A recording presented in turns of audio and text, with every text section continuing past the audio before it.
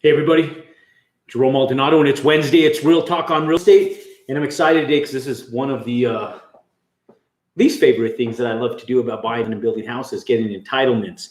What do you need to do to get permits? I'm just joking. It's not. It's all in a day's work, right? So today I wanted to talk to you guys a little bit about how to get permits. It's a big deal for a lot of people because a lot of people that have never done it before are sitting back and they're wondering, how the heck do I get permits and how do I build this house or commercial? So those of you guys who are looking at doing commercial projects versus residential projects, pay attention, listen up as well, put your distractions aside because this pertains to you too. But the commercial sector of buying land, building houses is substantially more involved than the residential sector. So why do we teach you guys how to buy land, build houses? Because one, it's simpler. Two, it'll teach you how to go in and do larger projects if you want to do commercial projects down the road. And three, it's extremely profitable. And so there's 5 steps that you'll need to know in order to buy land and get permits to build a house.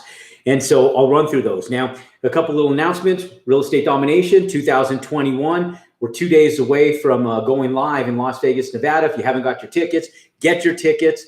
I came in a little bit late today because I went and hit the gym before I got here. So I'm not late because I was running late for anything that was super important, but it's super important to me to go in, hit the gym, because tonight I have meetings with the speakers and have a bunch of other stuff. So I kind of switched my schedule around, came in 15 minutes late here today so that I could get personal stuff done, so that that makes me a better, healthier, and wiser person, right? Because if I don't go to the gym, I told my wife this when we first started dating. I go, look, there's only one thing that I ask in all my life. Let me get to the gym.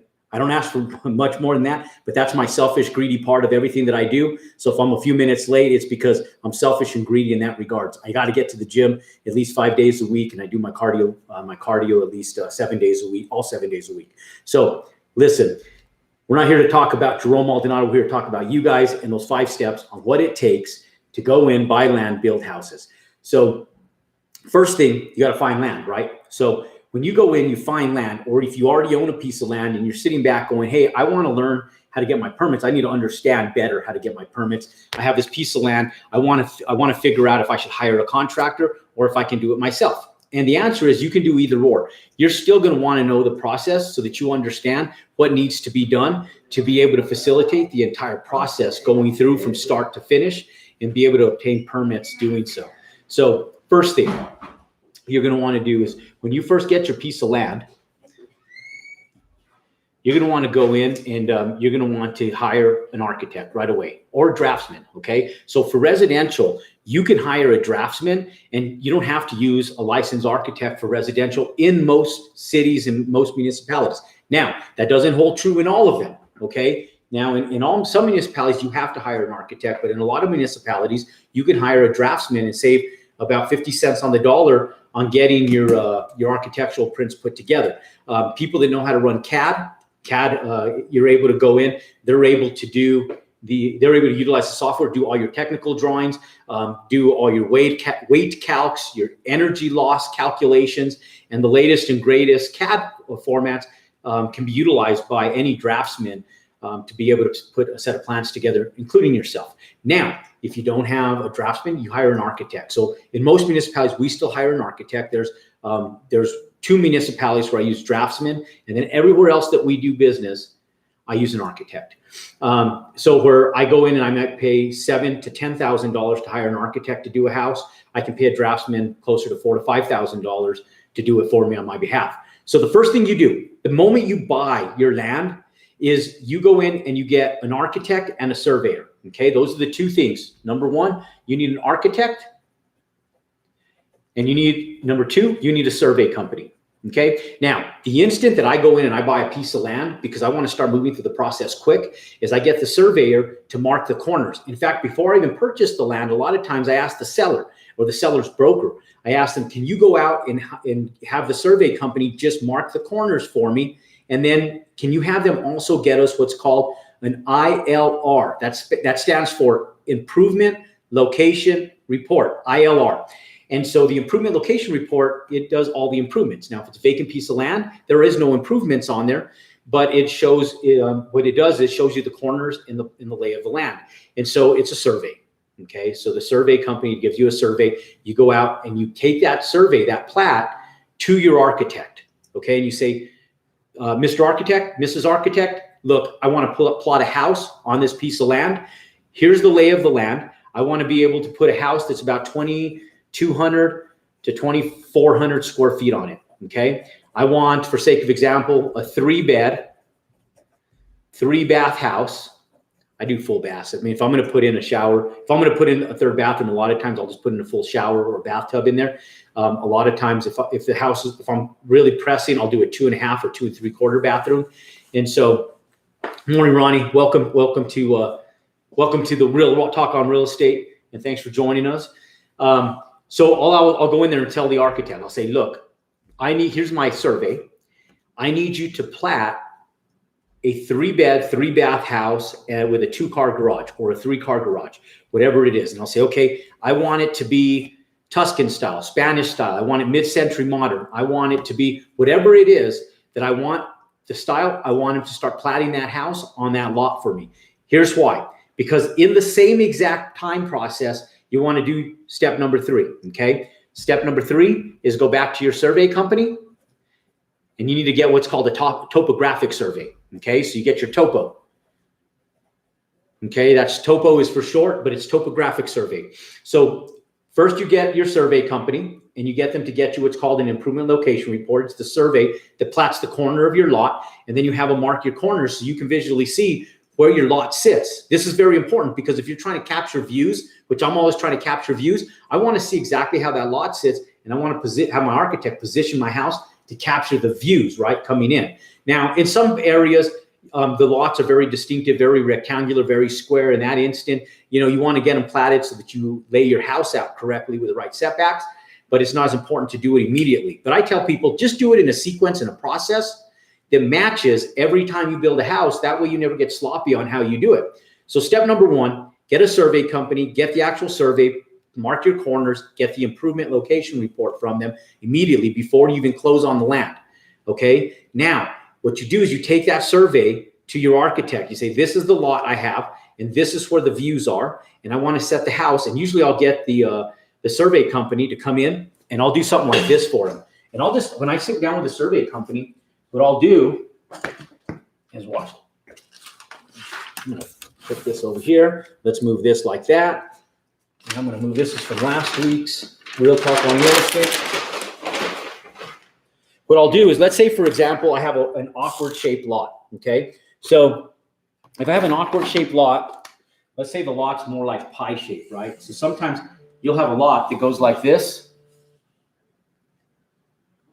and then you'll have maybe like in a cul-de-sac or something, right? And then you'll have another lot that's more rectangular here, and another lot that's right over here. And let's say you're in a corner lot. Let's say you kind of have a weird lot over here. But let's say the views are captured right here. So you could sit back and say, okay, I want to capture the views. I want the front of my house to be closer to this side, and I want my house to come over here. And then I want my entryway maybe over here, okay? And then we'll say, I want my garages to be on this side. So this could be your garage. And then you can have your survey come say, that's where you come in to the garage. This is your front door. And if the views are here, you can do your family room in here on this side. Okay, so I'll plat it for them, and I'll tell them this is how I want the house to lay out. Now, here's the thing. So that's what you're going to do with your survey company. You're going to have, I'm going to draw them a generic picture just like that. And then I'm going to give them the site layout of the land. And then what I'm going to do is have them plat it on there for me. And here's why. Because step number 2 is the survey company. Step number 3 is going back to the survey company. Step number 2 is the architect. Step number 3 is the survey company again. And here's why. You need to get what's called a topographic survey. A topographic survey, they call it topo for short. It tells you the lay of the land. So for sake of example, let's say that this lot fell off back here. And let's say that it has like some weird lines that go through it. And so you'll see something like this on the lay of your land, okay, where you actually come in and you'll see a topographic survey that kind of has lines like this, okay? And what those lines represent, and maybe it drops off a little bit right here, and then the lines disappear right here. Where that drops off, what ends up happening is you'll see a measurement that says like 2.1, 2.3, 2.4, and then the rest of this is all 2.45. Okay, now don't get this technical with stuff, but I'm just kind of giving this to you in a nutshell. You don't really need to know this specifically right at this second, but in fact, you don't even really need to know this. You just need to know that the survey company, the architect's going to need to know this, and your dirt people are going to need to know this, because a lot, if it's slopes off, it might be a 2-foot variance over here. You need to fill that in with dirt, but you could plat this house, or you could say, okay, you know what? I'm going to plat this house down this way, so I need less fill dirt up on this side where it actually drops off. It drops off a little in the front too, but I don't mind putting a little bit of fill dirt right here, so I'm higher than the road. That way my house drains. But over here, it's all flat. These are all 2.5 on the rest of this, right? That's 2.5. Those are survey numbers. And so each point is a foot. And so you know that you're going to have a 3-foot variance from here to here that you have to level out. In the backyard, if it drops off, no big deal. But you still have to do what's called a pad site. So you need a topographic survey. So to go the long explanation of a topographic survey, that's why right here, because the topographic tells you basically the lay of the land. It's going to tell your architect how it sits, because, and this is really important, more so for step number 4. Okay. Step number 4 is you need to contact a civil engineer to do your hydrology. Okay. So you need a civil engineer to do your hydrology. Okay. So the hydrology is how the lot is going to drain. Now, when you're going in for permits, most cities, most municipalities sit back and say, hey, Jerome, how is this lot going to drain? Is it going to flood the next door neighbor? Is it going to flood your house? Is it going to flood the roadways? And is it going to wash out roadways like on dirt roads and so forth? And they want to know how it's going to drain. So what happens is the civil engineer will say, okay, you're going to require this to come up to 2.5 everywhere. So all of this is now going to have to be a 2.5. All this down here, so that'll no longer be. And they'll tell you all this has to get leveled off at 2.5. And then this part back here can drop off. It doesn't matter. In fact, if it drops off, it's okay. We need this house to actually drain this way. And then you're going to have to do retention ponds on the lot, maybe one in the front, maybe one in the back. Now, it still doesn't interfere with your views, doesn't interfere with the facade of the house. You put that into the landscaping and you contain water, okay? So the city wants to know this. Or you say, oh, we have public infrastructure. We have curbs and gutters over here. And because we have city sidewalks and we have curbs and gutters over here, we have all the city sidewalks and we have all our apron for our driveways. You guys have seen them, you know, and we have our big driveway that comes through here. This will all be concrete. And then when the water flows, it's going to flow now, instead of going to holding ponds, they want to know that it's going to flow off that lot and into these public roadways. Where right here, you have a gutter system. Where over here, you have a gutter system. And all that trash that people throw out the window, and then it washes when it rains into the big drainage ditch, the big diversion channels.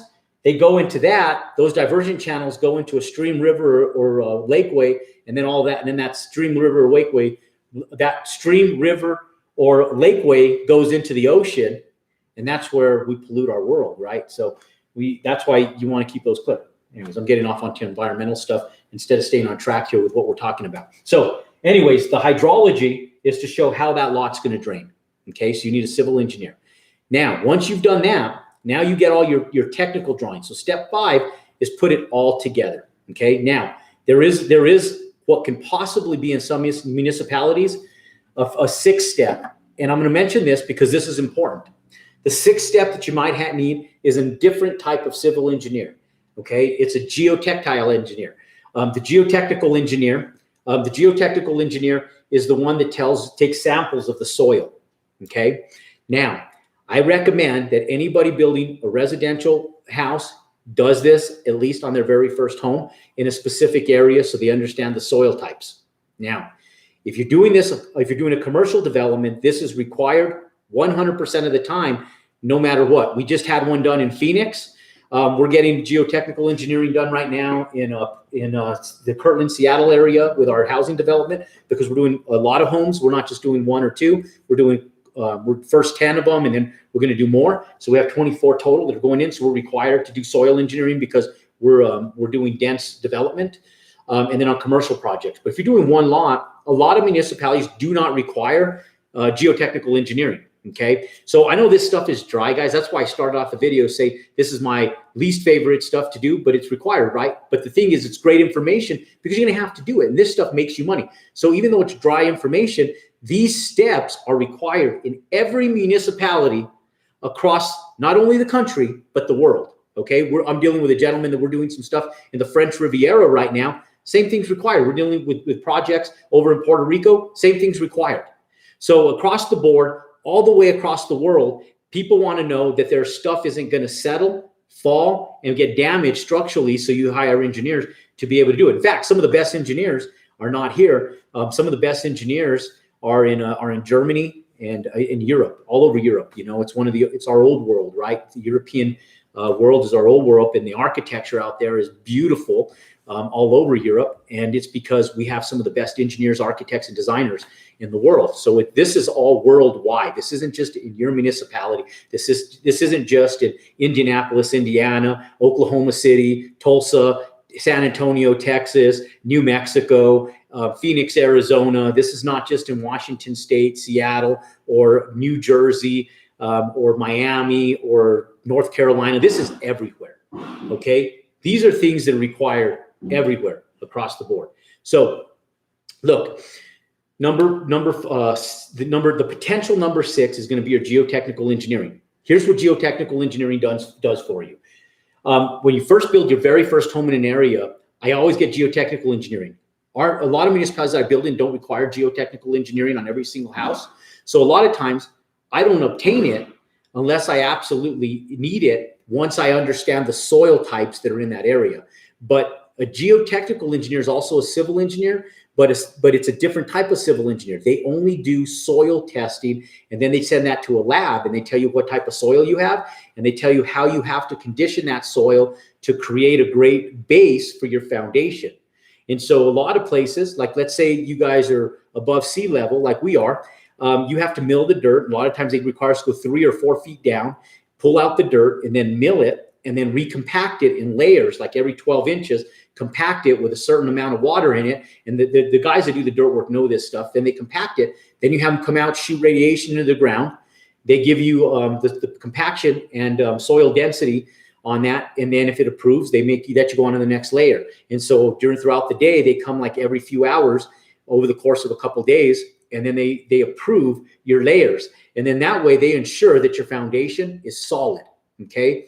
Now, geotechnical engineering on a house, just to get the soil samples, typically only about maybe $2,000, but to run through the full entire test on the testing days, usually about $5,000. So not super expensive, but something that you want to account for into your build cost if it's required, or if you're building in a new area. Why? Because you want to make sure you have a solid foundation, because everything, just like life, right? Just like life, you have to start with a foundation. Your foundation in you is you. So first, what is your education, right? You're building your fundamental education, your foundation mentally, and then it allows your financial development to occur. In housing, you first start with the dirt. You start with a great foundation, then you pour the concrete, come out of the ground with the pipes, and you frame your house, put your roof, and you do your house, right? But you have to have a solid foundation. Now, understand, even if like this lot slopes right here, one thing, because I know building already, it's good for a geotechnical engineer to come out if you've never built a house before, and here's why. Because you can't just throw dirt on top of this old soil. You got to go in what's called grubbing the lot. You grub the weeds and dirt, you grub all the trash off the lot, you throw it all away, you get down to good, clean dirt. But then what happens is there's soil separation if you're bringing in fill dirt with the old dirt that's there and the new dirt. So what they require to do is take this old dirt, dig it out 2-3 feet down, take the new dirt, and then kind of mix it together, and then come back in and lay it back in here and then compact it. So now there's not a layer that's attaching to each other. Now it all becomes one and it bonds better. So that's what a geotechnical engineer is for. And they explain to you exactly in a report, exactly what you need to do to get it insured through them engineering wise, and then give that to your dirt person so that they know exactly what needs to be done. So in a lot of municipalities, they require it. In a lot of municipalities, they still don't require it. But regardless of municipalities, on your first build, I personally recommend that you do it. Once you understand the soils, you can do all the other places in that area the same way. So like, let's say you're at sea level, all the lots are leveled, and but there's floodplains. Like we're dealing with this over in Port Orchard, Washington right now. You have to prove to them that it's not in a flood zone. You know, most municipalities, they sit back and tell you, oh, it's in a flood zone. You got to get flood insurance. And then if it's not in a flood zone, you just build. You know, we're sitting at 5,000 to 7,000 feet, depending on in elevation here in Albuquerque, depending on where we are in the city. And so we're a lot above sea level, right? So we're 5,000 to 7,000 feet above sea level. But when you're at sea level, you got to prove to them that you're not in a flood zone. So like in Seattle, before we go in for permits, I got to prove to the municipality that we're not in a flood zone. Doesn't matter if it isn't marked as a wetland or a flood zone. I have to prove to them. So I have to get geotechnical engineers and civil engineers together and say, hey, can we do some soil density tests? What needs to be done? And in a lot of areas that are at sea level, like Louisiana, California, everything coastal, you usually have to bed your foundations with bedrock, with crushed stone. So they'll make you do like a 3/4 inch crushed gravel throughout the top of your foundation. Sometimes it's 6 inches thick, sometimes it's a foot thick. But they make you do the same thing you do at elevated areas where they make you mill the dirt, bring in good fill, and then they make you do gravel so that way, if there's ever moisture in the soil, it drains off that foundation, and it doesn't heave your house, it doesn't heave the foundation, and it doesn't damage the structure. So they make you put gravel in before you put before you lay the foundation. So just good things to know. So ladies and gentlemen, that is how you go. Those are the steps you need to know to go in for permits. So once you facilitate all those steps, you take your architectural prints, you take your survey, you take your engineering, your civil engineering, both the hydrology, how the lot's going to drain, and if you get your geotechnical engineering, you take that. You put all of those 5 things together right there, and you take them to the city and you submit for permits. Your general contractor, if you hire one, they're going to need all of those things. Now, the sooner you get through that process, the quicker you can get permits. And so I will tell you that we're dealing with engineers in Seattle right now. I'm also dealing with them I'm dealing all over the place in Phoenix, and we're dealing with one engineer that's a real pain in the ass down in Palm Springs, California. And I'll tell you that sometimes the engineers are the ones that hold up the process. So if you get the architects to come in, plat that lot for you, plat that house on the lot for you, you could figure out what your designs are going to be. You could change plugs and change interior walls later. Just figure out how the exterior walls are going to lay, or at least get them pretty damn close, so that way it doesn't change how the hydrology is going to do. So like if you move a wall out a foot, or you turn the house, you tweak the house a little bit, the hydrology should be able to stay pretty close to the same, unless you make some large pivots or large wall changes in the entire structure. But I usually go in, and if I say, okay, these are the views, I'm going to plat a house right here. I'll work on the interior and little wall changes, like bumping a wall out a foot or whatever it is with the architect, while the engineers go to work, knowing that those engineers are going to take some time. So if I set my closing on my lot to be 60 days, and in the first 2 days of tying up the lot, I'm able to get the seller to send me the survey, and then I'm able to call the survey company, and within 2 weeks, I can get them to plat the corners and certify that survey. I can take that even non-certified survey to the architect and say, hey, can you plat a house? Sit down, work with them over that first 2 weeks to figure out what the floor plan is going to look like and what the house is going to look like. Have them plat that for me over the first 2 weeks. Then what I can do is, I still don't own the lot. I'm not making any payments. I'm not out any money other than the deposit money to tie up the lot. And then what I'm able to do is sit down with the engineers, take that back to them, work through all the technical stuff with the architect, and then work with the engineers. And they have another month or two to get all of this stuff done, all my civil engineering and my soil samples. I get approval from the prior owners, the sellers of the lot, that I can do sample tests in engineering while we're under contract, and I make it contingent on me being liable for paying for it, right? They don't want their property liened if you bail out of the lot, so you need to make sure that you pay for it in advance. And a lot of times I have it paid for through the title company or the escrow attorney that's doing it. And so that way the seller knows they're protected and they're not incurring expenses on your behalf. And I make sure that they know that we're paying for it, and use a third-party agency like a title or escrow company to do that, or an escrow attorney to do that for us. And so I have them invoice the escrow company. I write a check to the escrow company pays it. And so that way both the banks, the financial institution that may give you a construction loan, they know it's paid because everything went through title, and title conveyed free and clear when you took possession. And now the banks are in first position. That's very important that they're in first position, because they want to have first lien on that. If they take second position and you start doing work on that land before they give you a loan, the banks will say, nope, we're not interested. Come back to us in 6 months. When you haven't done anything to that land for 6 months, we don't want to have any lien. We don't want to have no liens on here. And with lien laws in most states, it takes 6 months to cure that if you do any work at all. So in the first, while you still haven't even taken ownership of it, you're working through this process. And if you do it diligently, you can work through this process and have 90% of this done before you even take possession of the land. That way, once you take possession of the land, you're just compiling information, finishing up everything that you're doing here on your first 6 steps, five to 6 steps, depending on what municipality you're in. And then you can go in and submit for permits almost on day one when you take possession of that lot. And what's cool about that is you may, in certain municipalities, it might be a 2-month, 3-month submission for permits. Like out here, we can get permits in about 4 weeks to 6 weeks. So 30 to 45 days, we're typically able to get permits out here. Now in Seattle, Washington, it's taken us a year to get engineering permits, everything. And so it's a process. Over in Palm Springs, it's taken us about 4 to 5 months to get that one done. And then down over on our big commercial projects that we're doing over in Arizona, our permit process is quick once we get everything done. It's the architects and the engineers that take a long time.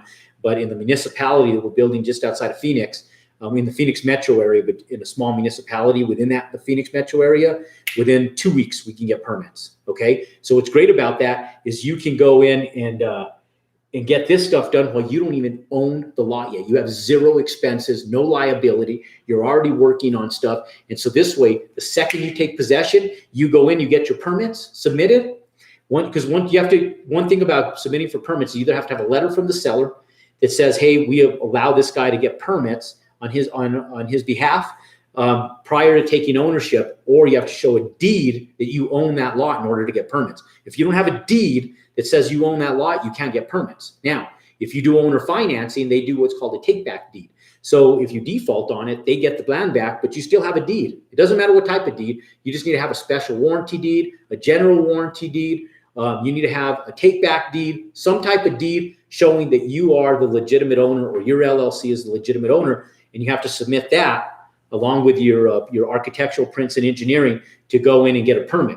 So you can't really legally go in for permits till you own the lot, unless you have an owner finance contract set in place where they become the bank, and now you go in for permits and you get a letter of approval allowing you to go get those from the owner, an affidavit notarized, and that they can send in with your permits stating that they approve on that affidavit for you to get permits. Okay. So those are the steps, ladies and gentlemen. If you just joined us, hit repeat, go back. We're going to post this later today. It's going to be up live on YouTube. You'll be able to go back, click in, and you'll be able to get the information, watch through it. So if you clicked in late, which a lot of you guys did, go back, rewatch, and then comment below if you guys have questions. If you guys have questions now, I'll open it up for 5 minutes so you guys could ask questions, and I'm happy to answer for you guys, but we have a few minutes.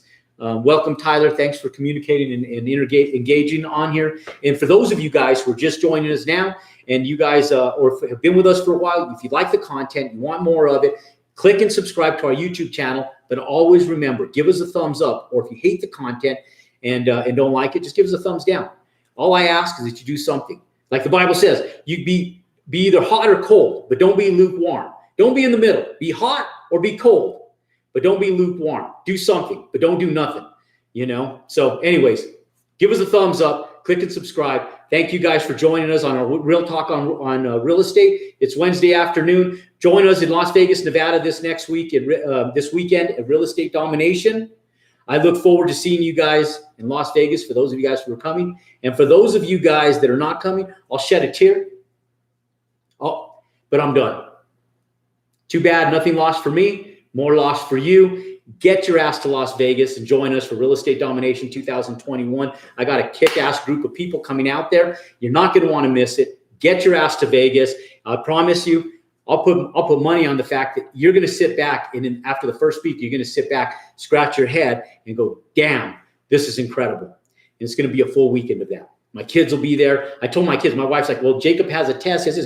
I go, honey, the kids aren't going to learn in one missed day on a Friday of school what they're going to learn this weekend. This, lady, for my kids, I said, this is what they need to be at. This is school. This is real life school. This isn't bullshit school. Like, school isn't bullshit, right? Like, I mean, I want my kids to learn, but it's bullshit compared to what we're going to be teaching them out there, because we're going to be teaching them real life applicable stuff. My kids need to be there. My wife is trying to contemplate basketball tournaments, leave them with grandma and grandpa, take the kids with us. Like, no, basketball tournaments can wait. Get the kids out there. They need to be there. Plain and simple. They need to be at Real Estate Domination. So I advocate that much for my event, for my own kids, my children. You need to be there. Anyways, ladies and gentlemen, thank you guys. God bless you. And go back, rewind. Yes, Rick, go back, rewatch this. This was a good YouTube video to be able to learn the basics and the steps that you need to be able to obtain permits and buying land, building houses. Go out and make it a great day. Do something great for somebody. God bless. And you guys have a great week. We'll see you guys next Wednesday.